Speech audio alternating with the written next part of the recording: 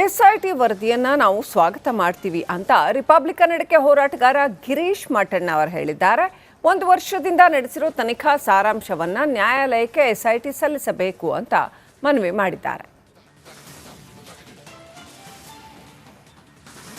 ಶವವುತ್ತಿಟ್ಟ ಪ್ರಕರಣದ ವಿಚಾರಕ್ಕೆ ಸಂಬಂಧಪಟ್ಟಂತೆ ವರದಿಯನ್ನು ಸಲ್ಲಿಕೆ ಮಾಡಲಾಗಿದೆ. ಈ ಬಗ್ಗೆ ಮಾತನಾಡಲಿಕ್ಕೆ ನಮ್ಮ ಜೊತೆಗೆ ಗಿರೀಶ್ ಮಠಣ್ಣ ಅವರಿದ್ದಾರೆ. ಅವ್ರ ಜೊತೆ ಮಾತಾಡ್ತಾ ಹೋಗ್ತೀನಿ. ಸರ್, ಈಗ ವರದಿ ಸಲ್ಲಿಕೆ ಆಗಿದೆ, ಇದ್ರ ಬಗ್ಗೆ ತಮ್ಮ ಮೊದಲ ಪ್ರತಿಕ್ರಿಯೆ?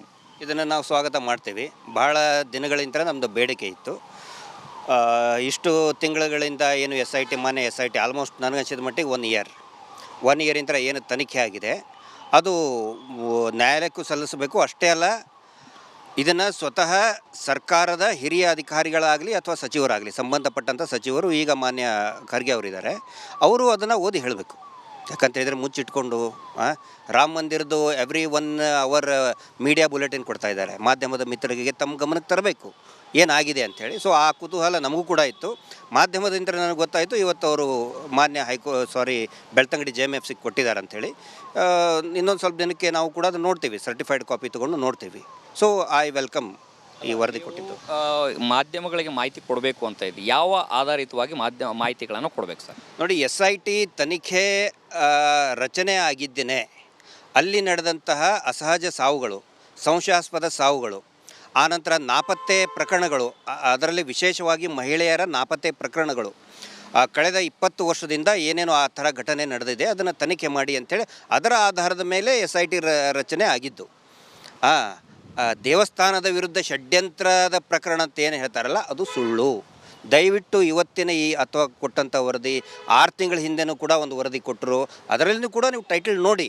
ಅದರಲ್ಲಿ ಷಡ್ಯಂತ್ರ ದೇವಸ್ಥಾನದ ವಿರುದ್ಧ ಪ್ರಕರಣ ಅಲ್ಲ, ಧರ್ಮಸ್ಥಳ ಪ್ರಕರಣಗಳು, ದಟ್ ಈಸ್ 39/2025. ಸೊ ಅದರಲ್ಲಿ ಏನಾಗಿದೆ, ಎಷ್ಟೆಷ್ಟು ಪ್ರಕರಣಗಳು ಹೊರಗಡೆ ಬಂದಿದೆ, FSL ವರದಿ ಏನು ಹೇಳುತ್ತೆ, DNA ವರದಿ ಏನು ಹೇಳುತ್ತೆ, ಸೊ ಅದೆಲ್ಲವೂ ಕೂಡ ಅದು ಬಹಿರಂಗ ಆಗಬೇಕು ಅನ್ನೋದು ನಮ್ಮ ಇಚ್ಛೆ. ಈ ಪ್ರಕರಣದಲ್ಲಿ ರಾಜಕೀಯ ಸ್ವರೂಪವು ಕೂಡ ಸಾಕಷ್ಟು ಮಿಶ್ರಿತ ಆಯಿತು. ಅದೇ ಷಡ್ಯಂತ್ರಗಳು ನಡೆದಿದೆ ಅನ್ನುವಂಥ ಆರೋಪಗಳು ಬಂತು. ಸದನದಲ್ಲೂ ಕೂಡ ಇಂಥದ್ದೊಂದು ಮಾತು ಕೇಳಿ ಬಂತು. ಇದ್ರ ಬಗ್ಗೆ ತಾವೇನು ಹೇಳ್ತೀವಿ? ಸರ್, ತಮ್ಮದು ಒಳ್ಳೆಯ ಪ್ರಶ್ನೆ. ಷಡ್ಯಂತ್ರ ಅಂದರೆ ಇಲ್ಲಿ ಆಗಿರೋದು ಆ ಬುರುಡೆ ಏನಿದೆಯಲ್ಲ ಅದನ್ನು ನ್ಯಾಯಾಲಯಕ್ಕೆ ಮತ್ತು ಪೊಲೀಸ್ ಸ್ಟೇಷನ್ಗೆ ಕೊಟ್ಟಿರೋದು. ಬುರುಡೆ ಅಂದರೆ it is a material evidence. ಒಂದು ಮಟೀರಿಯಲ್ ಎವಿಡೆನ್ಸ್ ಕೊಡೋದು ಯಾವ ರೀತಿ ಷಡ್ಯಂತ್ರ ಆಗುತ್ತೆ ನನಗೂ ಕೂಡ ಗೊತ್ತಿಲ್ಲ. ಈ ದೇಶದ ಯಾವ ಕಾನೂನಲ್ಲಿದೆ ಆ ಥರ ಷಡ್ಯಂತ್ರ ಅಂತ ಅಪಪ್ರಚಾರ ಮಾಡೋರು ಹೇಳ್ಬೇಕದನ್ನ. ಈಗ ತಾನೇ ನಾನು ತಿಳಿದುಪಟ್ಟೆ, ಮಾನ್ಯ ವಿರೋಧ ಪಕ್ಷದ ನಾಯಕರು ಹೇಳ್ತಾ ಇದ್ದಾರಂತೆ, ಏನೋ ಅರ್ಬನ್ ನಕ್ಸಲೈಟ್ ಅಂತ ಹೇಳ್ತಾ ಇದ್ದಾರಂತೆ, ಷಡ್ಯಂತ್ರ ಅಂತ ಹೇಳ್ತಾ ಇದ್ದಾರಂತೆ. ಅಲ್ಲರಿ, ಒಂದು ಮೂಳೆಯನ್ನು, ಒಂದು ಬುರುಡೆ ಅಂದರೆ ಏನೋ ಅದು ಜೀವಂತ ವ್ಯಕ್ತಿ ಇದೆ. ಅದು ಇಟ್ ಇಸ್ ನಾಟ್. ಒಂದು ವೇಳೆ ಅದೇನಾದರೂ ಫೈಬರ್ದಾಗಿದ್ದರೆ, ಒಂದು ವೇಳೆ ಅದು ಬೇರೆ ಜಾಗದಿಂದನ ಅಥವಾ ಸ್ಮಶಾನದಿಂದ ಏನಾದರೂ ತೊಗೊಂಡು ಬಂದು ಅಲ್ಲೇ ಇಟ್ಟಿದ್ರೆ ಡೆಫಿನೆಟ್ಲಿ ಅದು ಷಡ್ಯಂತ್ರನೇ.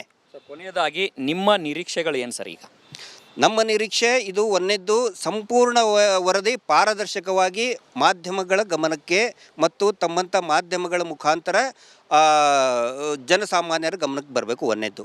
ಎರಡನೇದ್ದು, ಅಲ್ಲಿ ಏನೇನು ಒಂದು ವೇಳೆ ಏನು ಕೊಲೆಗಳು ನಡೆದಿದೆ, ಅತ್ಯಾಚಾರಗಳು ನಡೆದಿದೆ ಅಂತ ಆಗಿದ್ದರೆ ಕೊಂದವರು ಯಾರು ಅದನ್ನು ಕಂಡು ಹಿಡಬೇಕು. ಅವರಿಗೆ ಶೀಘ್ರದಲ್ಲಿಯೇ ಅವರ ತನಿಖೆಯಾಗಿ ಅವರಿಗೆ ಶಿಕ್ಷೆ ಕೊಡಬೇಕು. ಇಷ್ಟೇ ನಮ್ಮ ಬೇಡಿಕೆ. ಇದಿಷ್ಟು ಗಿರೀಶ್ ಮಠಣ್ಣ ಅವರ ಮಾತಾಗಿದೆ. ಕ್ಯಾಮ್ರಾ ಪರ್ಸನ್ ಸದಾನಂದ್ ಜೊತೆ